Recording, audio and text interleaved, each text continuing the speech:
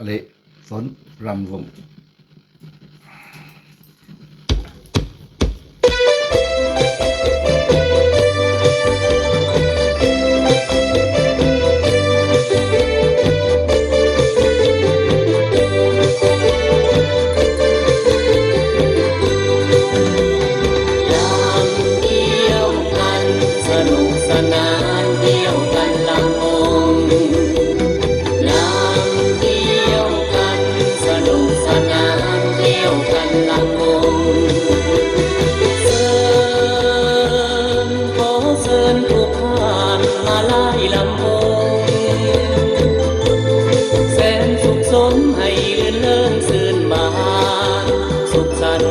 สำราญบานใจ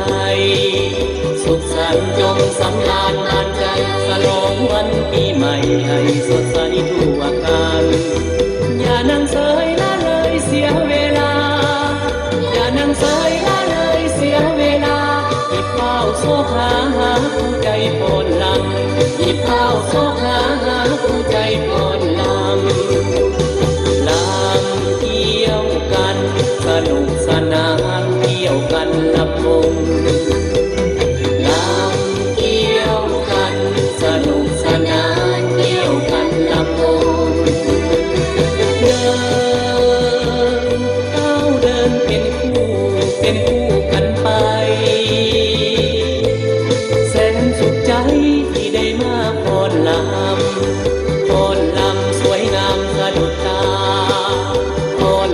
สวยงามสะดุดตาให้สมกับว่าแม่นฟ้อนลำวงอย่ายืนงงนั่งทรงหีบกับจองอย่ายืนงงนั่งทรงหีบกับจองพวกเขาพี่น้องมาฟ้อนลำเกี่ยวกันพวกเขาพี่น้องมาฟ้อนลำเกี่ยวกันลำเกี่ยวกันสนุกสนานเกี่ยวกันลำวง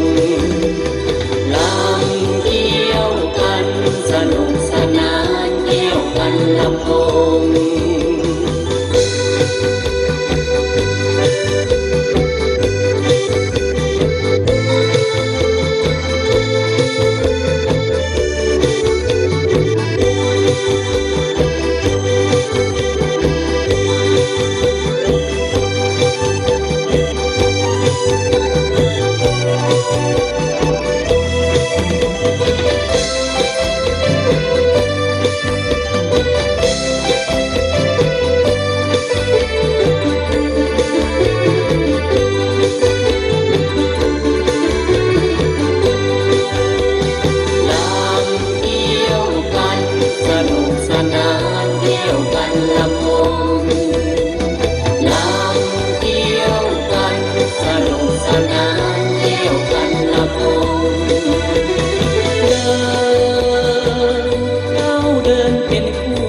เป็นคู่กันไป